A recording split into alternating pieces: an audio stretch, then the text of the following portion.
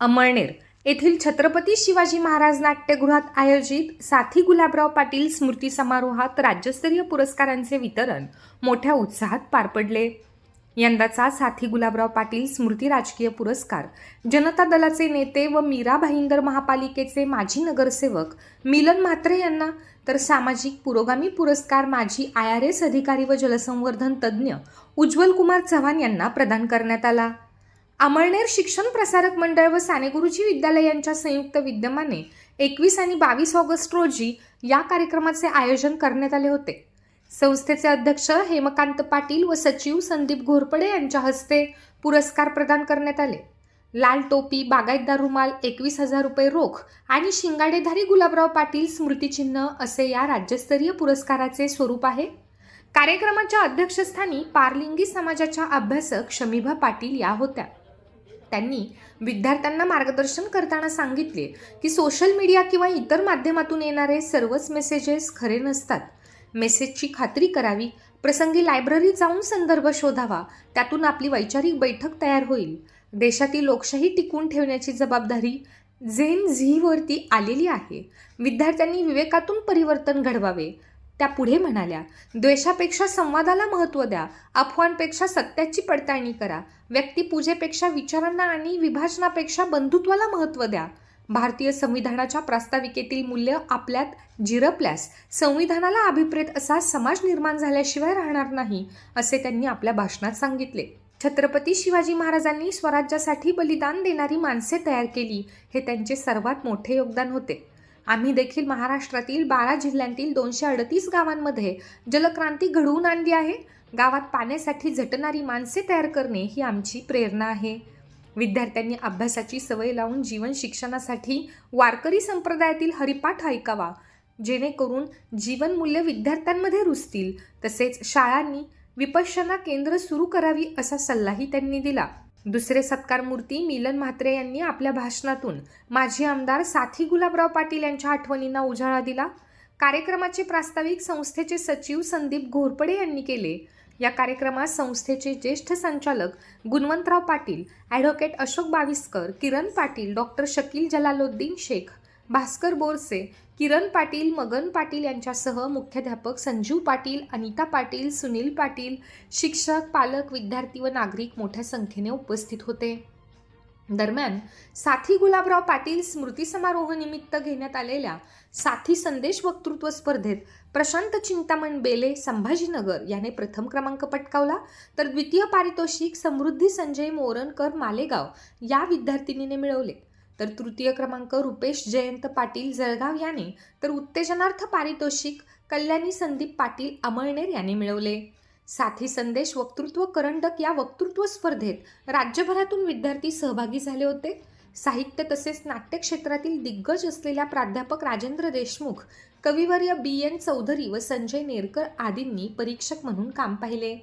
वक्तृत्व स्पर्धेत विजेत्या ठरलेल्या विद्यार्थ्यांना मान्यवरांच्या हस्ते पारितोषिके देण्यात आली।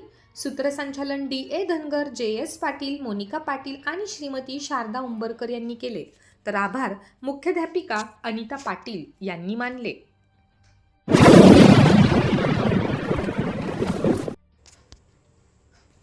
माजी मंत्री तथा विद्यमान आमदार अनिलदादा पाटील यांच्या व्हॉट्सअप अकाउंटवर सायबर भामट्यांनी हल्ला केल्याची घटना समोर आली आहे।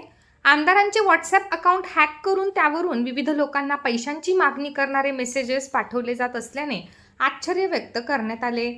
मिळालेल्या माहितीनुसार आमदार अनिलदादा पाटील यांच्या व्हॉट्सअप नंबरवरून अचानक त्यांच्या ओळखीच्या व्यक्तींना, कार्यकर्त्यांना आणि मित्रपरिवाराला तातडीने पैशांची गरज असल्याचे सांगणारे मेसेजेस येऊ लागले। या संशयास्पद मेसेजमुळे काही कार्यकर्त्यांनी तात्काळ आमदारांशी संपर्क साधला, तेव्हा हे व्हॉट्सअप अकाउंट हॅक झाल्याचे स्पष्ट झाले। हा प्रकार निदर्शनास येताच आमदार अनिलदादा पाटील यांनी त्वरित सोशल मीडिया प्रमुख गणेश भांबरे व सुपुत्र गौतम पाटील यांना या संदर्भात सूचित केले। त्यांनी सायबर क्राईमकडे तक्रार केली असून हॅकर्सचा शोध घेण्यासाठी कायदेशीर व तांत्रिक प्रक्रिया वेगाने सुरू करण्यात आली आहे। दरम्यान आमदार अनिलदादा पाटील यांचे नागरिकांना व्हॉट्सअपवरून पैशांची मागणी करणारा कोणताही मेसेज आल्यास 1 रुपयाचाही व्यवहार करू नका, कोणत्याही अनोळखी लिंकवर क्लिक करू नका, तसेच OTP, बँकिंग तपशील किंवा वैयक्तिक माहिती कोणासोबतही शेअर करू नका। हॅक झालेल्या क्रमांकावरून आलेल्या मेसेजेसला कोणतेही प्रत्युत्तर देऊ नका असे आवाहन केले आहे.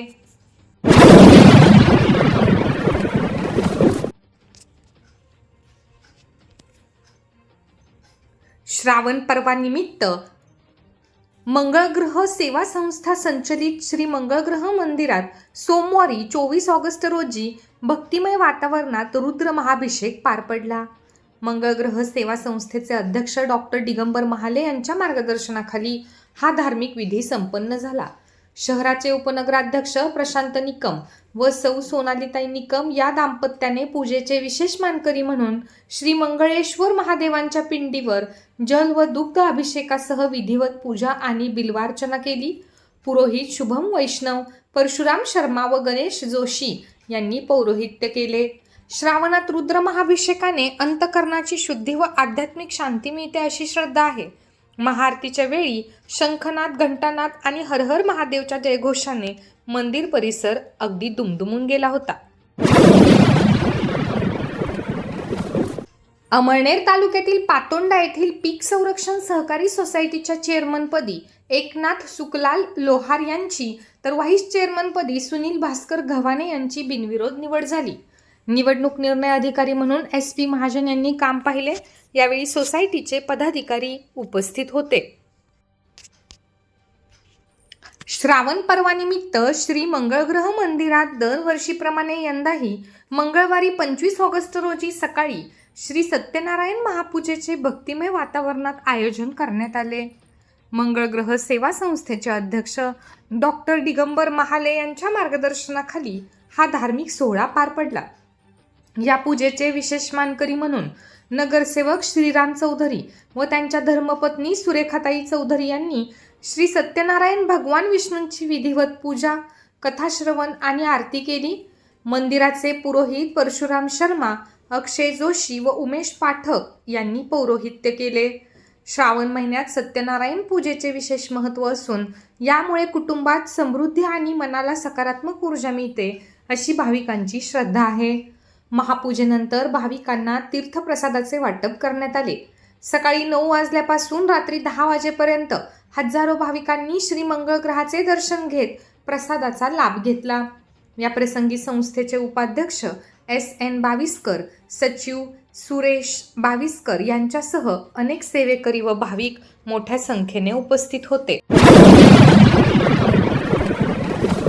खानदेशातील पारंपरिक आणि श्रद्धेचा उत्सव म्हणून ओळखल्या जाणाऱ्या कानबाई मातेच्या उत्सवाची शहरासह तालुक्यात भक्तिमय आणि उत्साहपूर्ण वातावरणात सांगता झाली.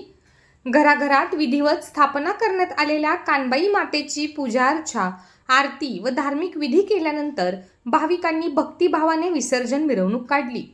कानबाई मातेच्या विसर्जन मिरवणुकीत महिला, भगिनी, पुरुष तसेच तरुणाई मोठ्या संख्येने सहभागी झाली होती. ढोल डीजेच्या तालावर महिला व पुरुषांनी ठेका धरत कानबाई मातेच्या गीतांवर उत्स्फूर्तपणे नृत्य केले.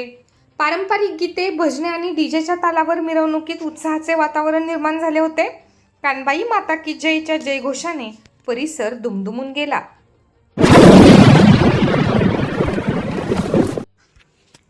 एका 27 वर्षीय महिलेला गोड बोलून स्वतःच्या बहिणीच्या गावी नेऊन तिच्यावर बलात्कार केल्याची घटना 22 ऑगस्ट रोजी रात्री 11 वाजण्याच्या सुमारास धरणगाव तालुक्यातील एक लग्न येथे घडली. रोहिदास चत्तरसिंग बारेला, वय वर्षे 35, राहणार अंबावतार, तालुका वर्ला, जिल्हा बडवानी, मध्य प्रदेश असे आरोपीचे नाव आहे. मध्य प्रदेशातील अंबावतार, तालुका वर्ला, जिल्हा बडवानी येथील 27 वर्षीय महिला सध्या तालुक्यातील टाकरखेडा येथे पतीसोबत राहते. तिच्या गावाचा 37 वर्षीय रोहिदास चत्तरसिंग बारेला हा 22 ऑगस्ट रोजी महिलेचा पती शेतात गेला असताना टाकरखेडा येथे आला व तिला गोड बोलून एक लग्न तालुका धरणगाव येथे घेऊन गेला. रात्री 11 वाजता त्याच्या बहिणीच्या घराच्या शेजारील घरात त्याने त्या महिलेवर बलात्कार केला. 23 रोजी तिचा पती तिला घ्यायला आला. टाकरखेडा आल्यावर तिने पतीला हकीकत सांगितल्यावर अमळनेर पोलीस स्टेशनला गुन्हा दाखल करण्यात आला असून तपास API गणेश अहिरे करीत आहेत. आरोपीला अटक करण्यात आली आहे.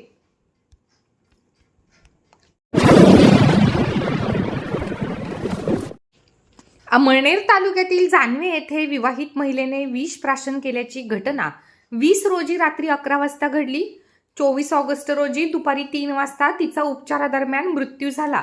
मनीषा समाधान पाटील, वय वर्ष 28, राहणार जानवे, या महिलेने 20 रोजी रात्री 11 वाजता विषारी द्रव्य प्राशन केल्याने तिला उपचारासाठी नर्मदा फाउंडेशनमध्ये दाखल करण्यात आले होते. प्रकृती बिघडल्याने तिला ग्रामीण रुग्णालयात हलविण्यात आले. तिथे डॉक्टरांनी तिला मृत घोषित केले. महिलेचा भाऊ परशुराम अनिल बाविस्कर, राहणार पष्टाने, यांनी खबर दिल्यावरून अमळनेर पोलीस स्टेशनला अकस्मात मृत्यूचा गुन्हा नोंदविण्यात आला असून तपास API गणेश अहिरे करीत आहेत.